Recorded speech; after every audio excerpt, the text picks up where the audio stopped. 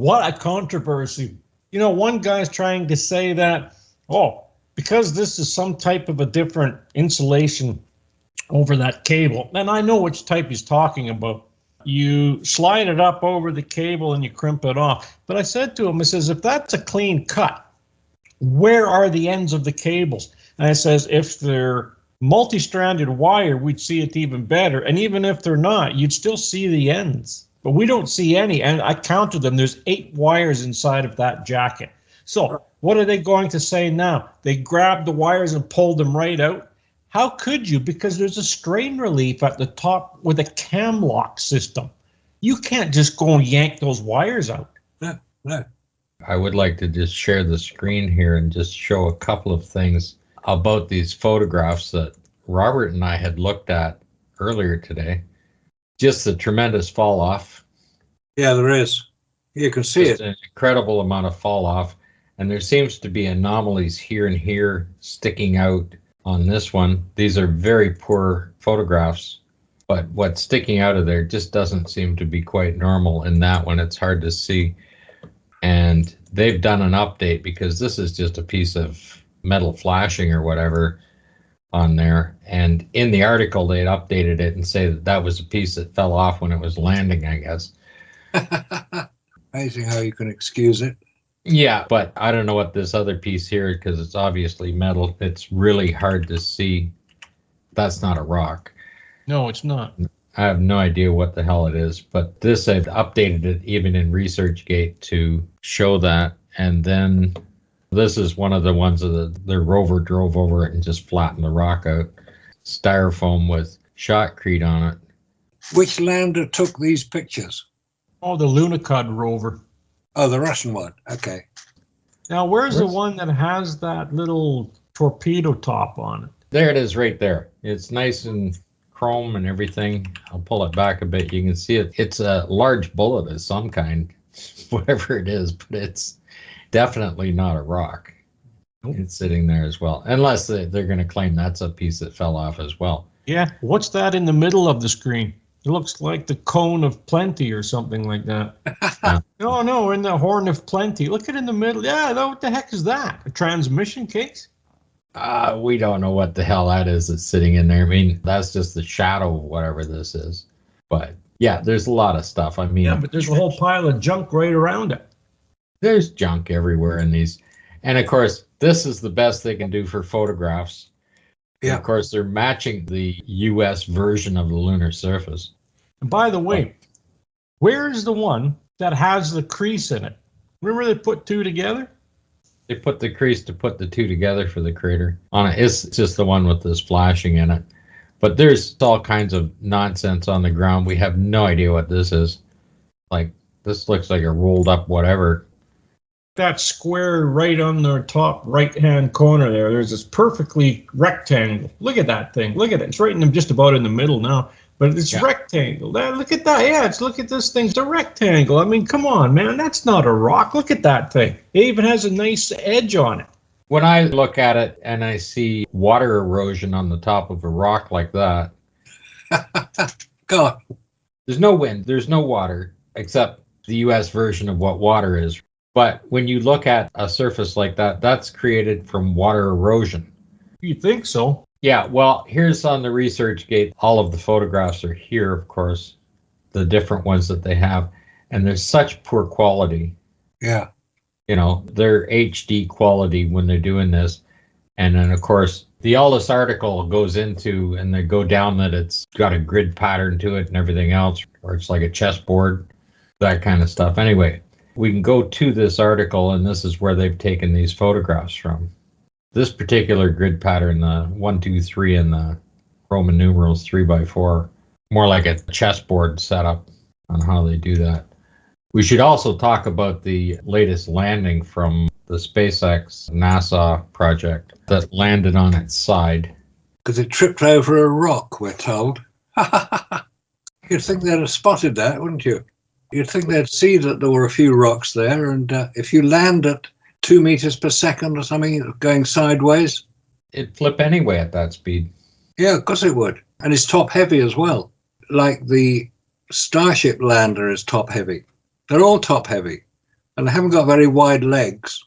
No, the damn thing not only appears to be top heavy, but you think that Musk would put at least one of his Tesla self-driving car units in there. You'd hope so.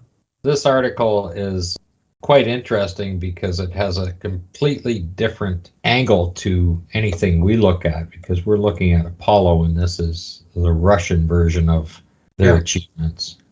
And it's written by a Russian, Alexander Boyko. There's quite a lot of technical information from the Russian side, which is interesting. Yeah, they put a lot of pictures of rocks in there, don't they? The very first thing that I look at is they're showing a nice image of the rover that they designed to run around on.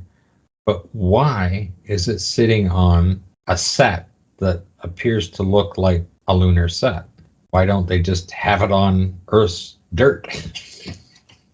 Why isn't it on somebody's front lawn? Of course, it's being done in a film studio, so they should be able to get a good picture of it. Well, you'd expect so, wouldn't you? You'd expect them to get a good picture of it. Yeah, it's an interesting article, that one. Worth looking at. It's interesting, the design of their rover compared to what the US puts out. Yeah, it is. Really quite different. Let's get back to it. Here we go. 8-wheel lunar rover. Weighs 756 kilos. That's quite a lot. That's 3/4 of a ton. Well, I presume that's what it weighs here on Earth rather than on the moon, when it'd be about 100 kilos. Nice little moon set they've got it on. Yeah, and it's built like a 1920s steam car. Stanley steamer, yeah. With the big tank on the front of it and the whole 9 yards. Yeah, I'm looking at some of the equipment when you're coming down through here. I was looking at figure 5. It looks like the old style wheels that they put on there. It looks like they just took a bicycle tire and stuck it on there from an old motorcycle with a drum brake on it and stuck it on this thing. That's in figure 5. Yeah, what is that thing? I don't know. Maybe it's for doing stitch work. Does look like a bicycle wheel, doesn't it? It's got a drum brake on it. It's got something on it, which is pretty weird. Maybe that's the electric motor we keep hearing about. Well, they say here, the 8 wheels of the rover were each fitted with an individual power drive and independent torsional suspension. Each hub contained an electric motor, reduction gear, a brake, a mechanism for disconnecting the power drive. There was a 9th trailing wheel illustrated here, which was equipped with a retraction mechanism. To the right of this is the prop device, which measured the physico-mechanical properties of the lunar surface material, how hard they were. Oh, so that just drives into the soil. This is how they're getting the soft drops. They're driving that motor device, cranks those arms down to lower that thing down and push on a rock. That's right, yeah. It's got an individual power drive and independent torsional suspension, which is basically twisting a metal pole. Well, maybe it has something to do with what is inside of these craters. You see, maybe it went up to the top of this crater over here, and inside of the crater, it looks like there's a big machine inside of there. Those are not rocks. My God, man. No. Well, I see a few problems with that in figure 5. First of all, I don't see a camera. Now, they say the cameras are on a separate mounting. Yeah. There's nothing to analyze the rocks in that device either. That literally just pushes that down onto a rock or into the soil. The paddle rotates it to see how much it can move, how soft it is. It's a giant sewing machine from the 1930s is what it looks like. Well, this is what I'm looking at. I mean, heck, it looks a little bit bigger than a sewing machine, what you can see in these 2 craters here, because the one at the top, those are not rocks in there, I'm sorry, and neither is the one down at the bottom here. There's something in there, and those are not rocks. Not a chance. And this one at the top looks like there's a shaft that's going right through something. So again, what are we really looking at here? Is this on the moon? Is this really on the lunar surface? You really have to ask yourself that. Well, given the fact that the technology wasn't there to achieve landing to start with, because they still have difficulty today. These machines just simply went there without computerized control or anything else. They landed perfectly, they drove around perfectly, and they could communicate perfectly in the 1960s without any of the technology of today. Just an amazing feat. Can't do it today. All that technology is lost. And here's another thing that I promised the subscribers. We're going to have a look at that paper that I believe it was MIT or one of these research foundations had published on attenuation and plasma fields. In other words, a signal that's 100 megahertz or higher has a lot of trouble passing through the plasma fields of the Van Allen belts. And I'd like to show that document. That'd be good, because that's something that Scott has been talking about for a long time. Here we go. So this article here, what this shows is that a 100 megahertz signal or higher will actually dissipate throughout the plasma field. Now that's the plasma field in the Van Allen belts. I'd just like to read something here. This is interesting, and we'll go through this document a little bit too. In these extreme values of the electron density and collision frequencies in the plasma sheath and their variation during a flight and which affect the interaction of an electromagnetic wave with the plasma and hence seriously interfere with the normal performance of data telemetry, monitoring, and command and control systems operating between the spacecraft and the ground or between vehicles in flight. Elimination, or at least minimization, of these effects is essential, particularly during the predetermined positions along the flight path in order to maintain communications with the re-entering vehicle. Now, this is interesting because they're talking about the plasma sheaths, and now we're going to talk about the frequencies that are going to have a lot of trouble getting through this plasma sheath. This is pretty much sums it up, I think. Dated April 23rd, 2007. Now, we wish to transmit messages to and from a hypersonic vehicle around which a plasma sheath has formed. For long-distance transmission, the signal carrying these messages must be necessarily low frequency, typical 2 gigahertz, to which the plasma sheath is opaque. The idea is to use the plasma properties to make the plasma sheath appear transparent. But when you go down further in the article, it says 100 megahertz to 2 gigahertz. Now, don't forget, the higher you go, the more that plasma field is going to absorb that radiation. So the frequency of the Apollo missions were 2 gigahertz. Yeah, so you need to be below the 100 megahertz to push through even a thin layer that's being developed. That's right. And according to this, a hypersonic vehicle is a vehicle that goes anywhere from 8 to 15 Mach, which is exactly what the Apollo craft did, 25,000 miles an hour. How fast was it when it was in orbit, just about ready to come in? This is where you cannot talk any longer because you're covered in that plasma sheath. Now, if, let's say, 2 gigahertz actually made it through that plasma sheath that these guys are actually creating themselves because they have a whole plasma layer right around it, they should still be able to use a lower frequency and talk to people down there if they have an array of dishes. Yeah, I mean, according to this. Yeah. But not way the heck out there. How's that tiny signal going to get through all of that? So I think we have a bit of a problem here because they would need a whole array of dishes in order to receive something like that, because it's going to be nothing left of it, barely nothing left of it, once it gets dispersed around or absorbed, as the article says, in that plasma field that's around the Van Allen belts. And again, the Apollo missions were 2 gigahertz. And where's that big array of dishes like we see for Voyager that's supposedly way out there, out in the intergalactic highway? The amount of dishes that would be required to receive a signal from the moon would be an array of dishes. Maybe not 50 to 100 dishes like we see there, but you would still need an array of dishes. And depending on how much of that 2 gigahertz signal gets absorbed by the plasma field, there could be very little left. So if you only had one dish that you were receiving this signal on, the signal will go up And then as soon as it is absorbed by the plasma, it comes down and then it levels off. And you're going to need at least an array of dishes to pick that signal up. Again, we didn't see that with Apollo. One subscriber was talking about a radio station, an AM radio station, and how, well, it'll only go 100 miles. But we're talking about in the kilohertz band. So if you're in the kilohertz band, of course it's not going to go very far, especially when you're pumping it out at that particular frequency that they're propagating the signal at.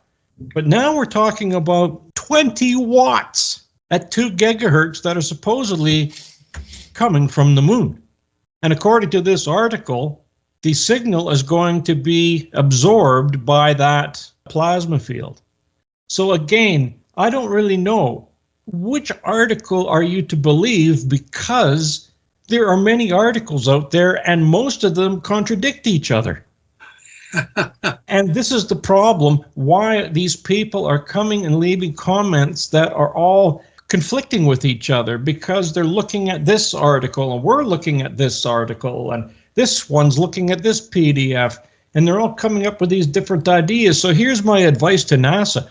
Why don't you boys get your act together and figure out how this stuff works, and then create a paper to show, demonstrate how it works, not putting out all these articles and then having your other articles all conflicting with each other. But does it actually say that it's possible to receive high frequency signals coming from the moon? Because we kept hearing about how, as the lander approached Earth, started creating its own plasma sheath around it, it was not possible for radio signals to get through, and they had to wait until it was clear of the plasma field in order to ensure that the craft could communicate. So if the same thing applies in deep space as a result of the Van Allen belts and the plasma around them, how could they communicate with the moon? It doesn't make sense. None of it makes sense. It's either absorbing or it's scattering it. But here it's actually saying it's absorbing it. Right, it does. This is the one that I was first looking at. It was called Communications Through Plasma Sheaths. And this is the one that goes on to speak about 2 gigahertz and shows you how 100 megahertz and above have trouble passing through. The problem is that the difficulty with this method is such signals are heavily attenuated and scattered by the atmosphere. Now we're talking about in the atmosphere now because the signal is coming through the atmosphere. But a second means, which also ignores the plasma, is to use low frequency signals in the 100 megahertz range where wavelengths are large compared to the plasma sheath thickness, typically of the order of a meter. So there's your solution. And over here, we see that signals that are less than 2 gigahertz will not have this happening. But when you start getting above 2 gigahertz, now you have a challenge here. And the challenge is to devise means to maintain continuous contact with a hypersonic vehicle. These are hypersonic vehicles because they're traveling at 25,000 miles an hour, or 17,000 miles an hour. In Apollo's case, it was 25,000 miles an hour. And that signal still has to get through that plasma sheath down to the Earth. So it has to go through the atmosphere. So forget all this free space that these guys were talking about. Oh, sure, it travels through free space, but then when it gets to the plasma fields, it is now absorbed. So that means that you would need a whole array of dishes to pick this up. Don't forget what the Van Allen belts actually do. They actually pull radiation to the sides and around the Earth. And of course, radio waves are radiation. And the Van Allen belts only lets through white light and UV light. Okay, now we're looking at these 2 documents. The thing that these 2 documents do agree on is the attenuation problem and the fact that the plasma field is actually absorbing this radiation, a majority of it. Oh yeah, the rest of it's going to be dragged right up to the top and bottom of the poles and go right in. Don't forget, the British Interplanetary Society have been bouncing radio waves off the Aurora Borealis, and measuring the amount of distortion of the signal, not that they're going to get any communication through it, since 1959. And there's one other article that they had on the British Interplanetary Society. Actually, it was a video, and it was a space shuttle astronaut that was invited there. And he was talking about the as soon as the very thin layer of plasma builds around on reentry, they lose communication when they're coming back in. And the first time they had communication on a reentry was when they actually had a satellite overhead and they bounced the signal off the satellite straight up and then down to them to avoid that plasma layer. And that was in 1991 or something. It was the first time they were able to do that. But that's only if they have a satellite available on reentry. Well found on that one. That's good, because it does rather confirm what Scott's been saying for many years, that plasma is a problem on communication. Huge problem. Yeah. And then we're back to this. If you notice, the very first PhD mentioned here is O.A. Korotkovich. So A.O. Korotkovich is the first one that is mentioned here. Now, isn't that interesting that he's a Russian? And it seems that the Russians are the ones that put out more of the truth. Same with this other fella, Leninsky. Again, Russian Federation, University of Moscow, Department of Mathematics. And it's also interesting, if you look at the dates, the articles that are being quoted, they're all early 1960s, 1962, 1956, before it was possible for NASA to have got their act together. So the information was available, but they hadn't read it. And they were still in the very first stages of discovering what the Van Allen belts were about. Because that was only confirmed by Professor James Van Allen and Werner von Braun when they held the rocket up above their heads. Late 1950s, early 1960s, when they could send the rocket up there with the Geiger counter on board, which confirmed the radioactivity. So the famous phrase, space is radioactive. Right. And like I said, in 2012 to 14, the Van Allen probes brought the level of knowledge of the Van Allen belts to a whole new level.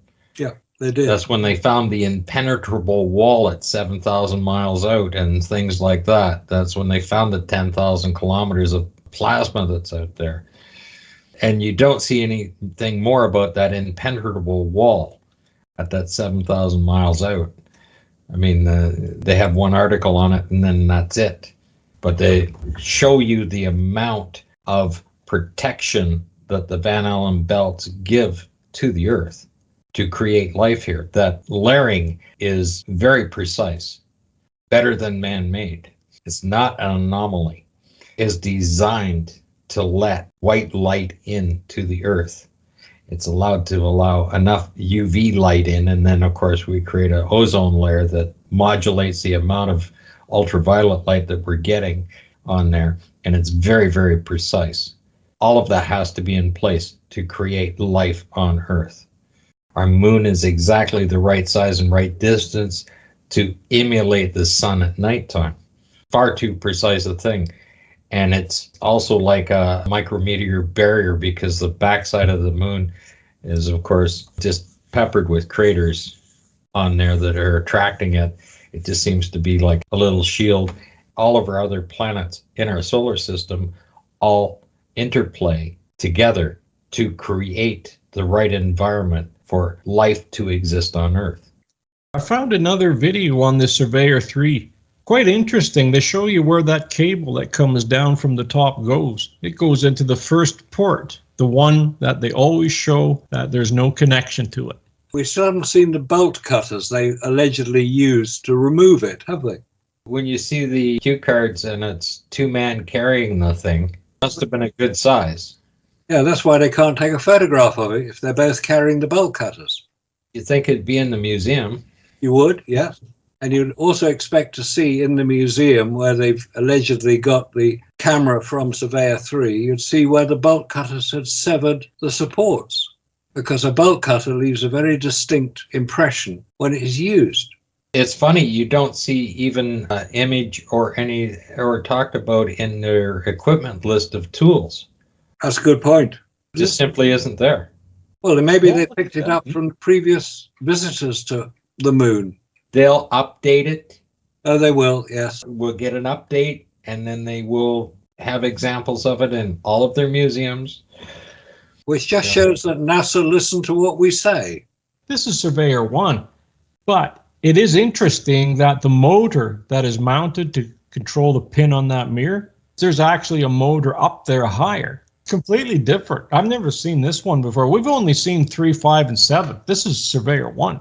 It's got solar panels, right? So I have the images of Surveyor 1, and it has solar panels and does not have an antenna. It just has 2 solar panels up there.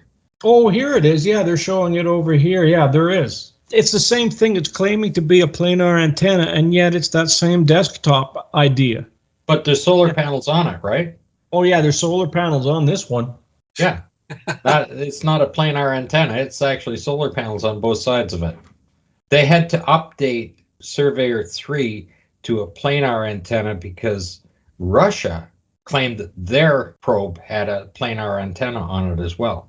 So America had to have one as well. And I think the Russian one is just a kid's school desk or something, like grade 3 school desk or something they put up there with an inkwell on it. You know, so NASA responded saying they took their coffee counter and cut it off because it's cut on the angle there. I think that's the top of their coffee counter in their lunchroom that they cut off and stuck it on there.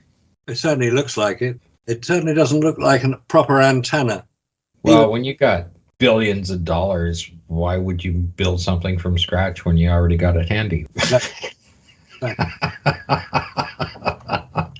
It took 400,000 people to build that damn thing. This is interesting. Yes, there is solar panels on one side, but there's nothing on the other. Oh. And you should see this one, the directional antenna. Oh, that's quite interesting. There is nothing on it. Oh, God. It gets worse. Oh, my God, it gets worse. You're right, it gets worse.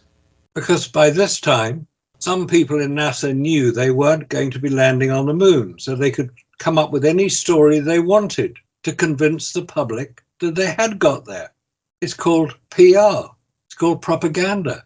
And because NASA are a respected scientific organization, people tend to believe them when they say something. The trouble is they don't. They're not doing it.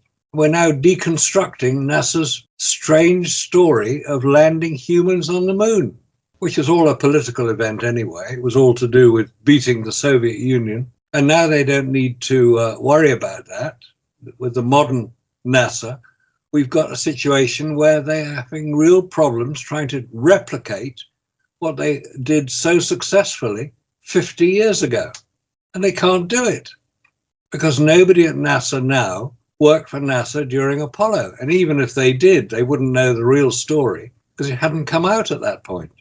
Now, I would like you to take a look at the plate, the one they call the antenna on Surveyor 1, and then look at it at all the other surveyors. There's 1, 3, 5, 6, and 7. Look at the antenna, this thing that's supposed to be the planar antenna. Now it's black and it has a curve in it. Where's the desktop? Where's the edges on this? There's no edge on this like the edge that they're showing. Yeah. We don't know. I mean, they're claiming this is Surveyor 1, 3, 5, 6, and 7, right? This is what they're claiming, but we don't know that for a fact because you know how disingenuous some of these articles are. They keep adding little white boxes, don't they? Make things look impressive. Now, this is interesting. It is black and it has that same desktop lip on it. That's the Surveyor 1. It's got the lip on it, and you can see that those are solar panels. Absolutely.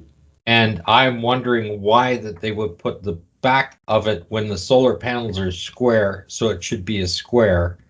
And the way they have inserted it in there on the angle, why would they build it like that on the angle and when they got to put the solar panels on it?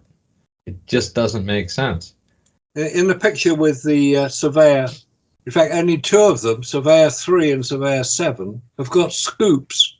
And you've got the surface sampler instrument, and then you've got the surface sampler auxiliary. So how does the scoop get its scooped soil into the measuring device? And if it's going to do that, you've got to have quite a lot of power because you've got to heat the thing up until it's emitting the various components that you've scooped up. And then you can only do one scoop because who's there to clean it out? Well, exactly. Yes, a one-time only scoop, like a one-time only rocket. And if you read the article on it, when you're running these machines, you have to recalibrate everything back before you put the next sample in. Of course you do. Standard procedure. Otherwise it'll be contaminated. But because they weren't on the moon anyway, they can say what they like and nobody can prove it otherwise, except when we start looking at all their documentation and realize that they hadn't got it right. They didn't have the equipment. You can't build the machine that they're saying that fits in that little tiny box. I mean, that thing's smaller than a mailbox, for Christ's sakes. It's sitting on the side of that thing. That they say is their analyzer. That's the same as a scoop. The wire is coming off for the guy to operate it. Pretty amazing machine, eh, Robert? Why don't you show an image of that? This is the one in the 60s, so that would have been the one that would have been on the Surveyor. Well, I don't know about you, but 3 cabinets? Well, don't forget, this is the power supply cabinets here. This is where the good stuff is. This is where all the technical stuff is. So we've been fooled yet again. And all of that stuff in that little tiny box, all of this was in that little tiny box that the scoop put it up to. And that's in the mid-1960s. I don't think so. I don't think it could have been that small then. How big a sample could they put in that machine right there? Now, a few grams, a few ounces. That's about all. They just want to take a small piece, if it's an ounce or two, and put it in there and just vaporize it. But they can't vaporize it if they haven't got any power to do it, because you've got to heat it up. And it has to be hot enough to turn it into plasma. Yes. Now, wait a minute here. We're on the moon. There's no atmosphere. How are they heating that sample up? No convection. These guys smoked all the time. They must have had a lighter. I mean, this really puts a cramp in NASA's style here. Style here. Style here. Style here. Style here.